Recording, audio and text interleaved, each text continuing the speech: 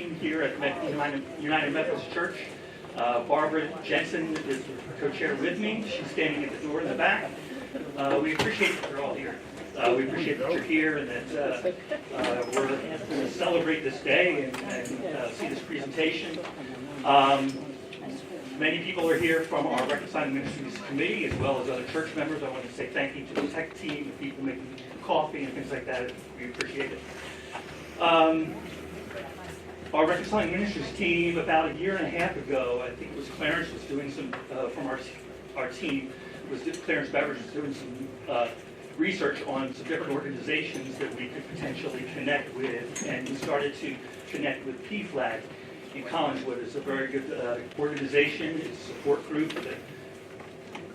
I'll let Diane tell you a little bit more about PFLAG. But anyway, so we started attending some PFLAG meetings and listening and learning and trying to connect with other churches and other people. So there are other churches here as well. I appreciate that. I want to say thank you for being here. And I know that we also we got the permission from Diane and Teddy that we are going to be videotaping today. There are some people that were not able to be here that were interested in seeing the presentation, and they've given us permission to do that. I just want to make sure that everybody knows that. We also have somebody that can take some photos. I don't know if that's going to be an issue with anybody or not. We can. Does anybody have any opposition to somebody taking photos? Whatever, that's okay. From the video. We're good with video. I'm concentrating on the front. Yes, okay. All right. With that being said, when we started going to these PFLAG meetings, we met Diane. She is involved in the PFLAG organization in Collingswood. And she talked to Clarence and I about the fact that she has this presentation that she does with her son Teddy. And so we were like, we're going to come to our church. It's taking a little bit of time, but they're here. And we want to appreciate that they're here, and feel free to get food and sit down and relax, and here goes the program. Thank you.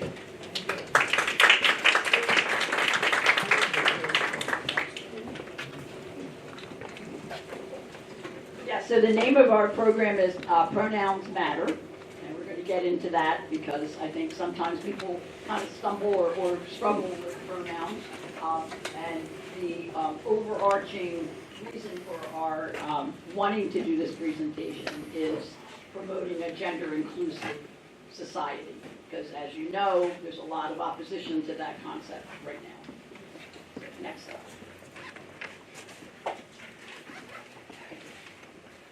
So my name is Diane Regala. I use she, her pronouns because everybody has pronouns. And I'm a retired educator or teacher. I taught for 39 years. I taught history, and I was the GSA advisor at my school. And if you don't know what that is, it's changed. The acronym has changed, as has PFLAG's acronym. But I think a lot of schools call it Gender and Sexuality Acceptance now. I'm the outreach chair for PFLAG Collingswood. And PFLAG is 51 years old. We were started by a wonderful woman, yes, who was supporting their son, who had been beat up by the New York City Police Department. And her name was Jean Manford. She's kind of my hero.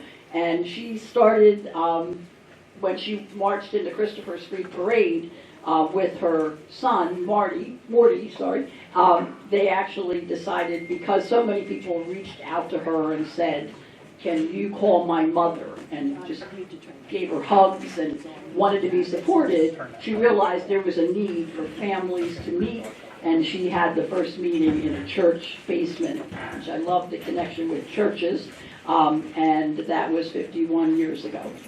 So PFLAG Collingswood, the big thing that we do in PFLAG Collingswood is we have 2 support groups a month.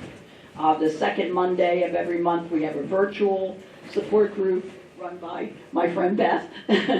And the fourth Monday of every month we have a in-person support group at Collingswood Community Center. It has been unbelievably popular lately. Our last support group we had 36 people. So you can imagine there's a lot of fear out there right now. So we're going to tell the truth today.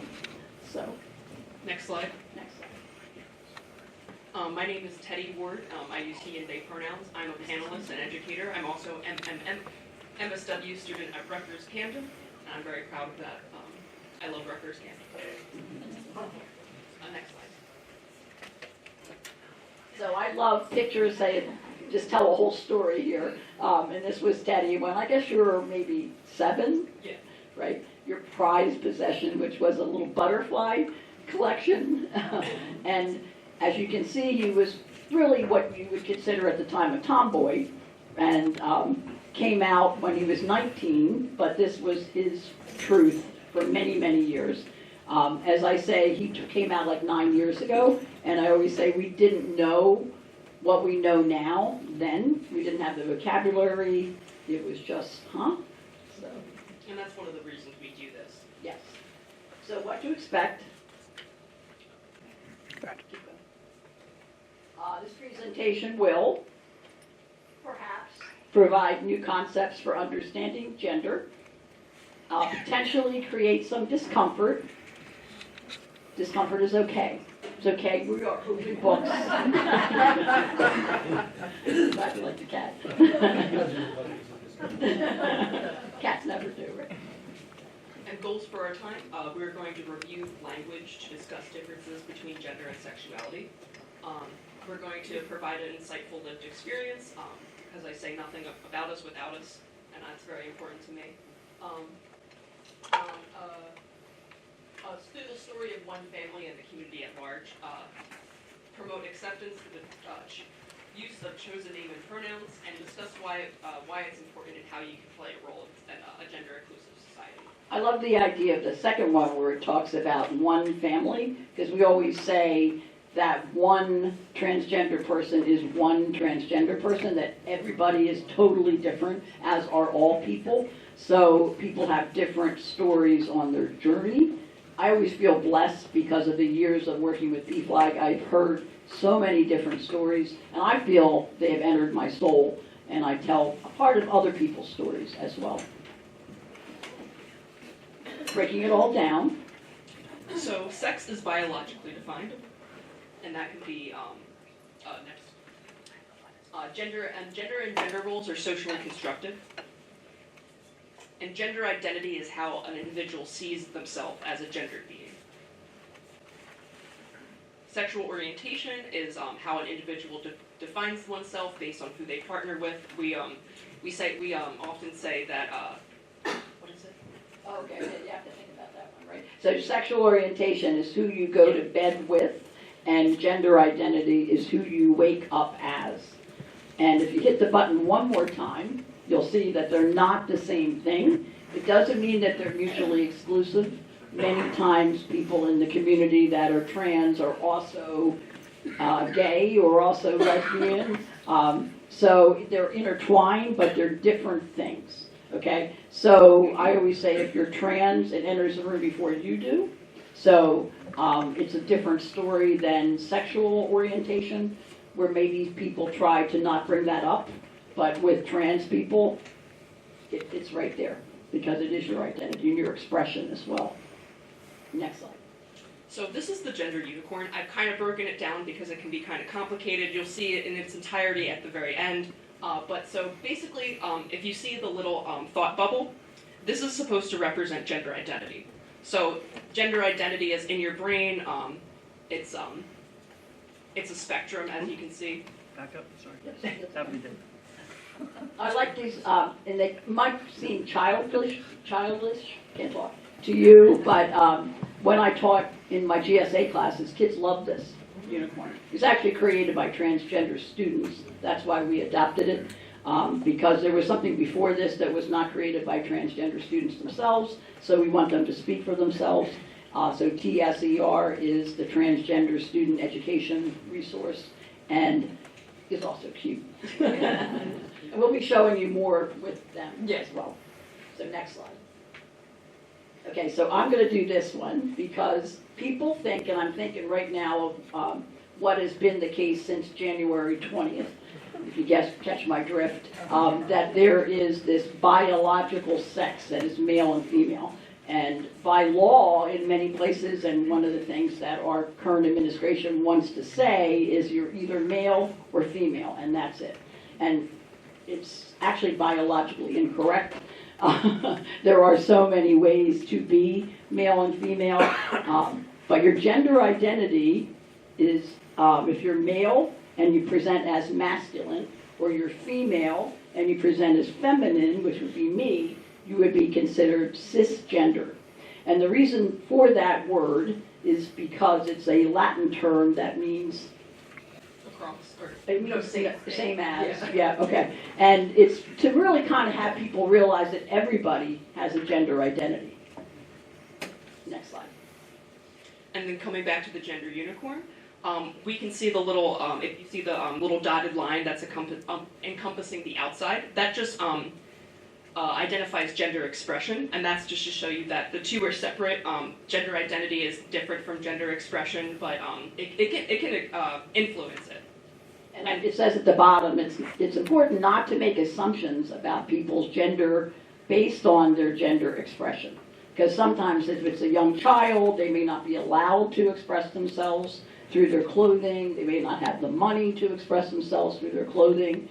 So it's not something that you can look at and say, oh, okay, it's that specific, but it's very important. And gender expression can also include how you how you dress, like my mom said. Also, what pronouns you use, what name you use. So all of that all of those go into that. Next. So where do we learn the rules about gender? What are the messages you receive about gender while growing up from your parents and your family? So this is an interactive question. Where do you think we learn the rules about gender? The toys you play with. Yeah, Yep. very good, exactly. I always think of when Teddy was in preschool or when my daughter was in preschool, they'd watch television and all the ads that would come on, they'd be like, I want that, I want that. And very gendered, the toys. Yep, absolutely. The social roles, your family telling you what they consider to be feminine and masculine. Sometimes color, like I worked as a preschool teacher and we would have a conversation about boy colors and girl colors. And I was like, the colors are for everyone, so just trying to have that language, but Yes. that does come from the home too. There was some evidence of that. Yes, absolutely. I always think of gender reveal parties Yeah. when we talk about that. We at PFLAG, Beth back me up here, would say, maybe. Okay, next one. Okay, so where else do we receive messages? So we talked about toys, we talked about clothing, we talked about colors. There's a big one that's. There's one that's really obvious. Yeah. Media Media, yes, absolutely. and books. Books. Mhm. Yes, that's what I was waiting for. It's too obvious, right? Absolutely. And obviously, there are some churches that are not affirming, and many people struggle with their journey with their faith. So, yeah. Next slide. So terminology. So transgender is an umbrella term. It refers to individuals whose gender identity do not align with the sex assigned at birth, and another term is gender expansive or variant non-binary, and this is the goal of having fluidity of gender or blending gender identities and expression. Pronouns may or may not indicate someone's gender. Someone who uses he or he/him may be a gender or non-binary. And these are just some examples. We have the neopronouns, Azizer, am, neopronouns, which just is a way to reclaim the language and make it our own. So before we start the video, just to say the thing about the pronouns and the non-binary, that's something that I've really seen change and grow in the last 9 years since Teddy came out. That we were really outliers. I was a real outlier in PFLAG because Teddy didn't transition medically, for example, and he kind of considered himself to be very fluid, and now that seems to be something that has really taken off, the concept of being non-binary or gender fluid, and It is about half of the people that identify as non-binary consider themselves to be transgender. The other half consider themselves kind of be separate, where they'll say transgender and non-binary. Yeah. And Teddy, personally, do you want to address that for yourself? I consider myself non-binary. I'm transmasculine is actually the word I use specifically. So you're both. Yeah.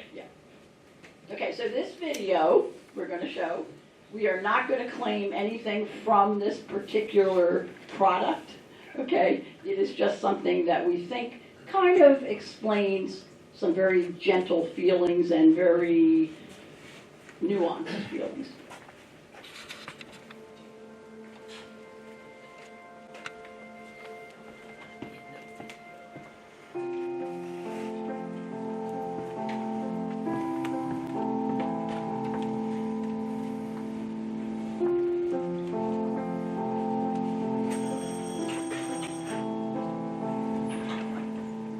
Gemma Miller?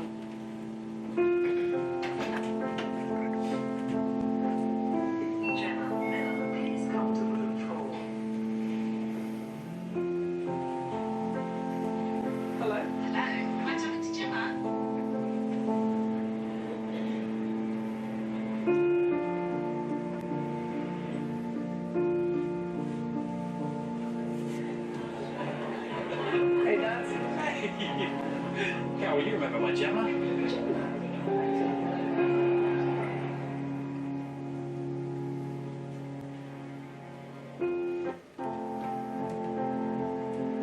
And what's your name? It's James.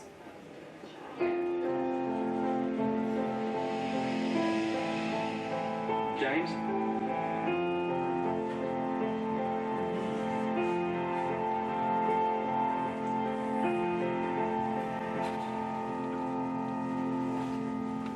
Close that window.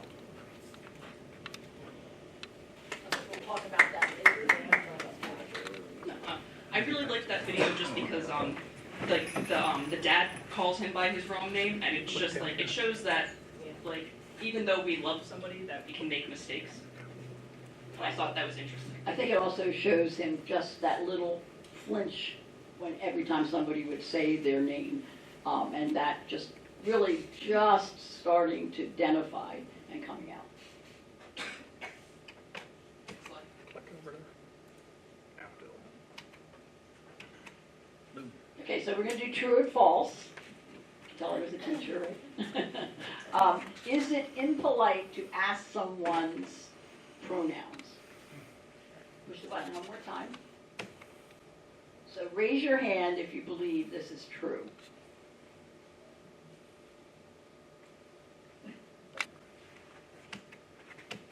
Yeah. Here we go. Yeah. and this one is actually debatable Yes. because it's a problem when you ask the only trans person in the room what their pronouns are. That's very obvious. It really others them, and so some people have actually pushed back on this a little bit, but that's why we included it. Yeah, yeah. Mhm. And it's also changed through the years. We've been doing this presentation for about 5 years, and it's really changed and become more nuanced. And also, people are a little bit more threatened, so. Yeah, people are afraid of being outed now. So respecting pronouns, it's okay to ask. And as Teddy just pointed out, the way you ask is important. I usually, what I do is I usually offer my pronouns first, and then if the person feels comfortable, then they'll share. So you share yours, even if you're cisgender. I told you I'm cisgender. Share yours first, and then ask. And normalize that process of asking about pronouns. Don't just ask people who you think are trans, but ask everyone. If you're, for example, I'm thinking as a teacher, you might include that. If you really wanted to talk to someone personally about their pronouns, you would just do it separately, individually, ask them. Okay, and when they tell you, you want to thank them for telling you. And how can I support you? And this, go ahead. Yeah, this one's really important. Is this public information, or would you like me to keep this private? I give this example all the time. I one time saw somebody at the local farmer's market, And I was like so excited. I like shouted out their name, and they just looked, and I realized that they were with their mom, and they looked like their face just went white as a sheet. And I realized that in that moment that I had outed them. So that's terrible. Nobody wants to feel that way. Misgendering, this is my expertise because I've done it a million times, and we used to go to panels and people would talk about having a pronoun jar. It's kind of like a cursing jar that you had to I put would be money in rich. it. That would be very rich. Okay, so when a person is misgendered, it is painful, a feeling of not being seen and or respected. Did you want to talk about that? I will talk about it later. Okay. It feels like a tightness. So I think we're kind of describing gender dysphoria, which we're going to talk about separately as well. But that you could see that in that video, that little feeling of like a flinch, and it may trigger, and it triggers people on different levels for gender dysphoria. This happens. No one is perfect, and here is what to do. You say, I apologize, but not over-apologize, and we'll talk about that in a minute. You want to restate with the correct name and or pronouns. So if I misgendered Teddy, I would say, well, like, I'm so sorry, Teddy, and then I would say he, they, which are his pronouns. But you don't want to over-apologize. I'm just going to put this in the setting of a teacher, because I've seen this happen with other teachers, where they would misgender someone and then go on and on about, oh, I'm so sorry, oh, I'm so sorry, and all about them, like, I'm trying, I'm really trying. Well, all eyes are on that kid, right? It calls them out in a way that's embarrassing. They may very well want to just like be invisible at that moment, and it's not about you. That's the hardest thing to try to get across to people, that it's not about you. It's just get over it. Just say, I'm sorry, I made a mistake. I will try again. Remember that. Go ahead. So this next, I have had an experience very similar to that. I have a coworker. Mhm. Obviously, she is a she, Mhm. but my brain is still wired the other way. Mhm. And I had to go to this person's office to ask them a question. So the first thing I said, first off, I want to apologize for using the wrong pronouns from time to time. And the response was, don't worry, just don't worry about it. And then I went on to ask the question, but I was like, I didn't know how they were going to react when I told them, I'm sorry for using the wrong pronouns because I'm still wired. Yeah, and I think that's good because you're doing that in advance, and you're talking about your intention. Your intention is good. So yeah. and I also just want to point out that that person you like asking you to use their pronouns, that means they trust you. So it's a very big deal. And I'm just going to talk about gender dysphoria and gender euphoria. I don't know if anyone's heard those terms before. Probably gender dysphoria, but gender euphoria is a little bit less talked about. Gender dysphoria, the American Psychiatric Association defines gender dysphoria as a feeling some people will get who are transgender will experience. It refers to psychological distress that results from an incongruence between one's sex and the sex assigned at birth and one's gender identity.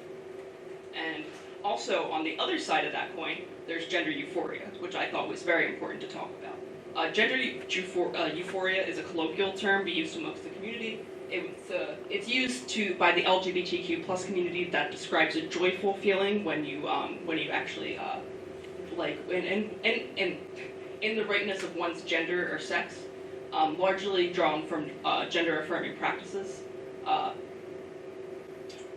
The National Library of Medicine and International Journal of Transgender Health defines gender euphoria as a distinct enjoyment or satisfaction caused by the correspondence between one's gender identity and gendered features associated with a gender other than the one assigned at birth. I love this because I think people can relate to this when I work with parents of kids, younger kids, because kids are coming out younger nowadays, and we'll talk about that as well. But that moment when they get their hair cut, I have to tell this story, it always embarrasses Daddy. But when he was a little boy, we used to go to Maine every summer, and he would pack his bag, and he would only pack boys' clothes. So it was his time that he could go to Maine, and he'd tell me, Mommy, don't call me your daughter, call me your son. And he said, call me Junior. So my husband's here, he's laughing. We used to play along because we thought it was cute. We didn't know anything then, so I wish I would have known that then, but we would say, oh, okay. But that feeling when you would see him light up, right, in his identity. And everybody has gender euphoria. If you are a woman and you find an outfit that you just feel really good in and you feel like it's really expressing yourself, you know, everybody has that, just like everybody has a gender identity. And that feeling, like when Teddy would go to the mall and I would see my students and they would say, is that your son? He would just light up. Next slide. And then, as you can see, this is the gender unicorn in its entirety, and you understand why I didn't show it to you all at once. So going back, gender identity is in the mind. Gender expression or presentation is represented by the dotted line on the outside. And then sex assigned at birth. We didn't talk about that much, but there's actually more than just two options. There's intersex, which can be it basically means there's a discrepancy between your I don't know how to say this. But you could have, for example, like internal genitalia, Yeah. that was the other gender. You could have Or even hormones can be different. chromosomes, yeah, yeah. And it's actually much more common than people think. Next slide.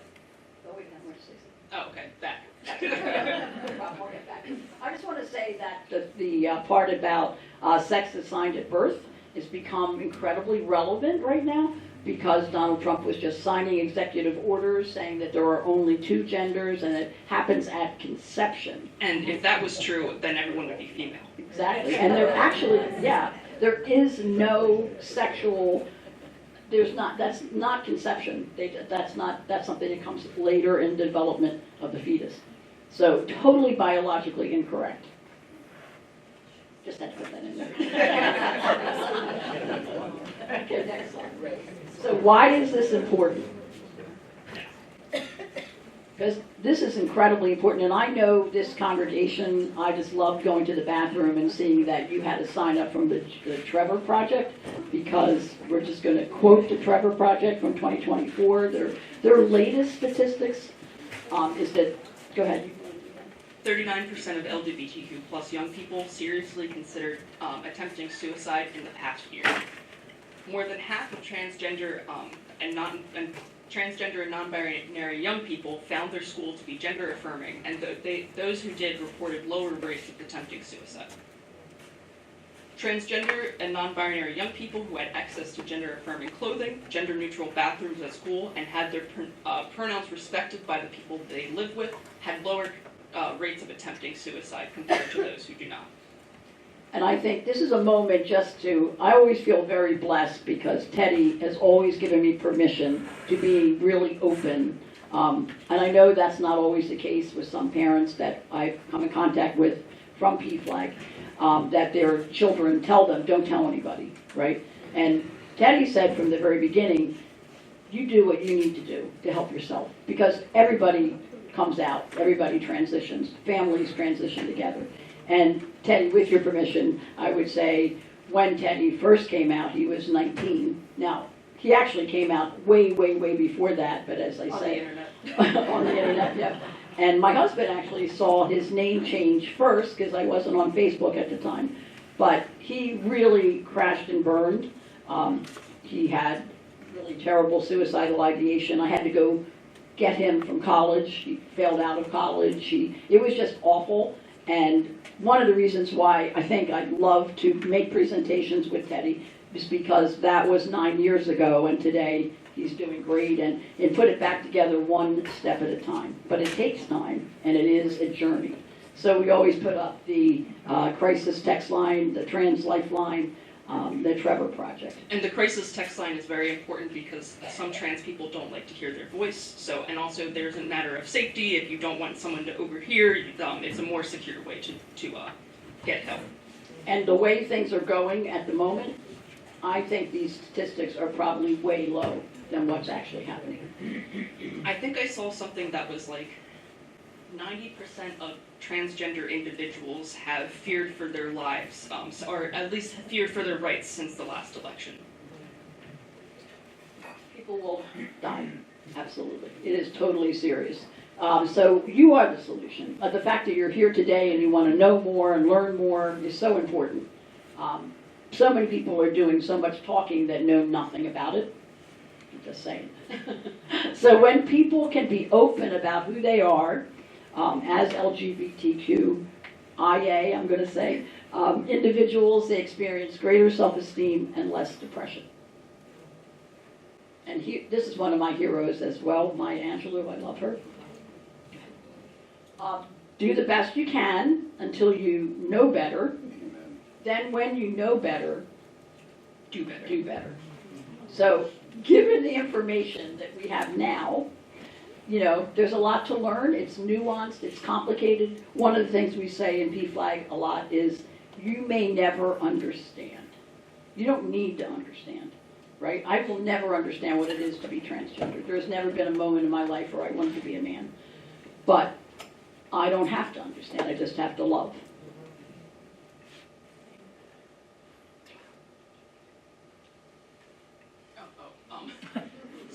Some examples, some questions you can ask. You can, I want to respect how you identify and your gender. What pronouns do you like to use? And thank you for sharing the correct name for me to use. Who else is using this name for you? And I definitely experienced this as a teacher. I had students in my GSA, one that I'm thinking of, that actually had a family that was very religious and very non-affirming, and they actually found him on the Ben Franklin Bridge. Oh. So I may make mistakes, like you were saying, Dave. Will you please let me know if I do, or say something that I could have done better? And one of the things with misgendering that I think is helpful is to say, thank you for telling me. That's something that people get defensive. I didn't mean it, you know, just say thank you for telling me. I'll do better next time. So that is us. Yeah, and we do take questions, so.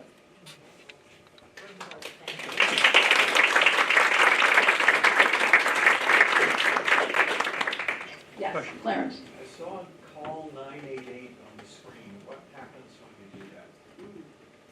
Okay, so that's the new number that they have for mental health. And I've never called it personally, but I know that they connect you to people that are in the mental health field. Instead of having 911 where it could be any emergency, it's very specifically a call center for mental health issues. But thank you for pointing that out, because that's a huge thing that they added, and they really put a lot of resources into, and hopefully that will stay. I haven't heard anything about 988 or the places where they answer that phone. Yes, in the back. I'm a college professor. We have that up at the college. I believe it deals with suicide hotlines as well. So we have that plastered all over the college because we do see a lot of that. And I'm always trying to think of the best. I send out index cards on the first day of class, and I'm always trying to find the best way to identify what pronouns to use for all of my students, and then also to identify what the right name is for using. And I had a doctor who was relatively young. I just got a new doctor. And when she came into the room, she said, I like to be called, and she told me her name, and she said, what do you like to be called? And I went, that's the best way I've ever heard this. And I went, that's my new thing. So I always have a slide on the first day of class, and it says, you know, here are the 5 things I want you to tell me about yourself on the card. And then I have here, you know, here are my, and then I say, here are my 5 things, and I tell them about myself. And I just really liked that because it was, you know, what do you like to be called? It doesn't, it's a very easy way, and it's saying this is my desire, this is who I am, this is what I want to be called. But I have a question, kind of a follow-up question. So, maybe I can make this better, I'm already thinking ahead, but now that I'm in this situation, maybe you can help me figure out what to do now. I do have students who give me their pronouns. I use their pronouns that they have given me on their card. When somebody uses a different pronoun for a student, the way I respond is kind of when somebody mispronounces a word, I just say the word properly. So if somebody says she, and then I just keep saying them, and I'm just kind of hoping they'll pick up on that. Is that the right way to do that, or should I? Because I don't say. I think that works. I think that's great, actually. I think probably, and correct me if I'm wrong, Teddy, I know you tell me this, that the person many times gets tired of always having to be the person who's standing up to somebody else. And if you say it in a gentle way, in a kind way, that's great, because you're using your position as a teacher to just make a correction, like you're saying, mispronouncing someone's name, same kind of thing. Okay, so because that's what I've been doing, but I didn't know if there's a better way to deal with that situation. If it persists, I would try saying like, actually this person uses these pronouns. Okay. Yeah. I wasn't sure if that was too aggressive or not. Yeah, like I think that like if it keeps happening, if it's a pattern, then maybe say something. And I'm not sure if the student has, and probably what I'll start with is asking the student, because I'm Yes, not sure if I was just gonna the say that, student yeah. has, Yeah. I might be the only one that knows that those are different. Right, exactly. All right. I think there's something right now that's so important when we are in these dark times, and that is that you use your privilege, right? Like I always say, I have total privilege. I have, I'm Christian, I'm white, I'm, cisgender, I'm heterosexual, I'm menopausally privileged.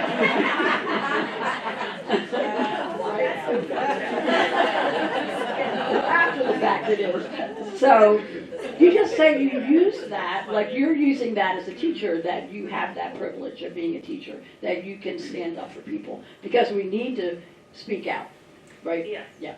One of the funny stories, I'm looking at my husband because he's here, when Teddy first came out, and I'm going to tell you when your child first comes out, it's a little, okay. And as I said, we come out as a family. But we went to one of those retirement dinners where you go for the dinner and you listen to the information. But it was a really great restaurant, so we said, oh yeah, let's go.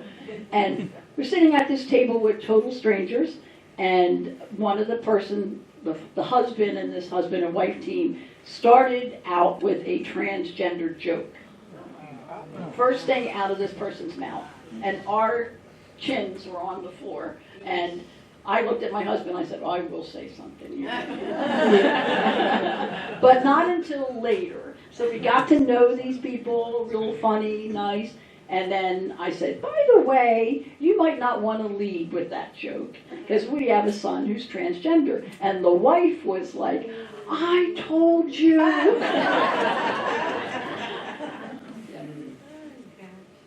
So you had your hand raised, sir?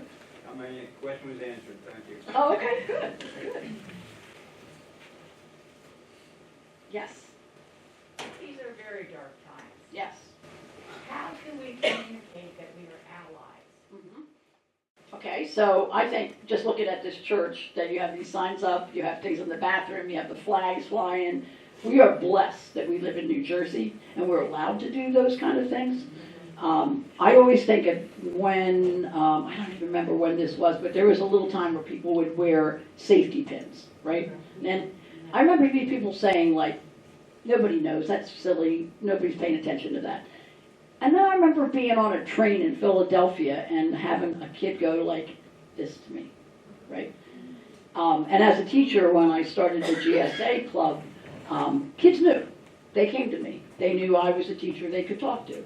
And if a teacher had, and many teachers did, had flags up, little decals somewhere in their room, just to have a little symbol of a safe space. I think also introducing yourself with pronouns also can denote that, if you have the chance.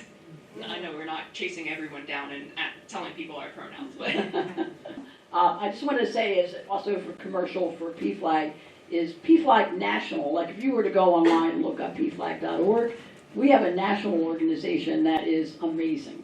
And Beth and I had the pleasure, the privilege of going to convention not this year, but last year, and they're just doing amazing things for advocacy as well. So we have a local level, we have a national level. We actually protested against Moms for Liberty, if you're familiar with that group, and when they came in to Philadelphia for their convention. And, you know, the idea of banning books, you know, how do we learn things as a child? Books and representation, and it's so important. And every single time they can opt out of any of those books. They do not have to have their children read them, but they want to ban them for everyone, and it's crazy. So yes, you had your hand raised in the back. I was just going to ask that, what can we do, you know, to piggyback off of what was just said about board meetings? What resources does PFLAG have that would help equip us to better stand with knowledge? Like, that's where, like, how can we be as impactful as possible to educate our community? Yes, well, that's a great question. In the state of New Jersey, we have laws that are executive actions that really should be codified into law prior to this particular governor leaving office. I know you may have heard that there's been incredible pushback to local, and I know some people here I've seen at protests, right? That are, you know, people are really noticing that even in red states, where people are going to town halls, people are writing their congressmen, emailing their congressmen. But you can do the same in the state of New Jersey to make sure those laws become laws and not executive actions. We are actually, as an executive action from Phil Murphy, a sanctuary state. But that's not in law, that's by executive action. And as we know, well, way too well, they can just get wiped out when the next person comes in. So, yes, Judy. Maybe you want to explain, and I'm sure there are people here that would like to support you, what it means to join PFLAG National and to join local. Is there some benefit to join a local group? People do that? Yes. And how they Yeah. it. Yes. So do you want to address that? We do have on our Facebook page a link to join. Can you go to the microphone, please? Sure. There is a link on our Facebook page to join PFLAG, and what happens is there's different membership levels. You can join as an individual, as a family. Part of that money goes to PFLAG Collingswood, and part of it also goes to the national organization to help fund advocacy that they do. For example, they are suing the Trump administration about the taking away health care from children, approved medical health care from children. That's what it is. So they do a lot of things like that. You can go right to them, to their Facebook page, and join nationally. And then, PFLAG Collingswood doesn't get any of that money, which, you can still do, or you can join the local organization, and we get a portion of that, and it goes to national. You automatically then become a member of the national organization, so you'll get information from them on, they do a lot of Zoom trainings, which they record, so if you're not available at 8 o'clock on Tuesday, you can watch it, the next day or a few days later. So you will get access to education information. They'll sometimes have videos like how to be a better ally, just, things you can do, things you can say. I'll do another commercial, join local communities around here. There's Action Together Burlington County, Indivisible. I know the Cooper River Indivisible group has a lot. They do a lot more than the Indivisible in this community. I think they actually have a LGBTQ task force that people are parts of. So, so you can join via that Facebook link, or you can just go right to national and join if you want to do it that way, and then just send us another donation if you want to do it that way. Did that answer the question? Yes. That's where you're using your privilege, right? And that's important, because sometimes people that are in the community don't feel safe doing that. And so, like my car, you'll know which is my car in the parking lot. And I had somebody who had made like little magnets that said like call to love, not to judge, and religiously based. I'm an Episcopalian, and my church is very famously affirming. If you've heard Mary Ann Buddy, she's my hero. I know of her for years. She's the one that got Matthew Shepard interned in the National Cathedral. She's just an amazing human being, and she's the one that looked Donald Trump in the eye and told him to have mercy. And that made a lot of people mad. I don't know why. But our slogan in PFLAG is leading with love, and my favorite motto recently, so I put it over there, is our love is louder. That I think if people just stand up, and particularly people that have that privilege, just say why. This is silly. I mean, it's beyond that they took the T out of LGBT. They took it out of the Stonewall. They took it out of Stonewall as a national monument. That was started by a trans. Yep, yep. Yeah. Okay, so Marsha P. Johnson, Sylvia Sylvia Rivera, I mean, they were there, they were right there, and we always say Stonewall was a riot. Yes. So, yeah. Yes, could you please untangle for us the relationship between trans and athletics? We're Okay. hearing so much about this recently. I'm glad you asked that, that's good, yeah. Yes, Yeah. thank you. Yeah, I always think of, and I think of Jamie Brusselhoff, whose daughter is just an amazing representation of the beauty of the transgender community, who's an athlete. You know, you have to separate the college athletes, right, from the little kids that just want to belong, that want to join the team. But even on the college level, they have all sorts of regulations about hormones. Leah Thomas, if you remember her from the University of Pennsylvania, she had to wait years to be able to compete because she had to have her hormone levels at a certain level. So the way that they portray that, they just make it so ridiculously simple. And it's always, of course, women playing on women's teams, right? Transgender women are the ones that are really, you know, sought out. But children, they don't care. And the fact that they make it this big issue, then we start to see violence against them from other children because somebody's teaching them that. You know, that hate is contagious as well as love. I think love is stronger, but it's definitely out there.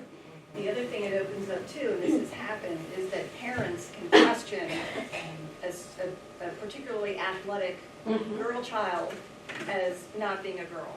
Yeah. And That's How a do big, they do that's a that? big want one. to see what's in Yeah, your that's a big one, pants to yeah. a small child. And that's the danger with this, is that, you know, it's How do you enforce that? They just took out in one state, they took out the word principal, I think it was in Pennsylvania. It used to be principal would decide whether it was a male or female, and they took that word out and it just says school. So what does that mean? Anybody who works at that school is allowed to ask to look at this kid's genitalia? I mean, seriously, you just start thinking about how are you going to enforce that, right? Yes.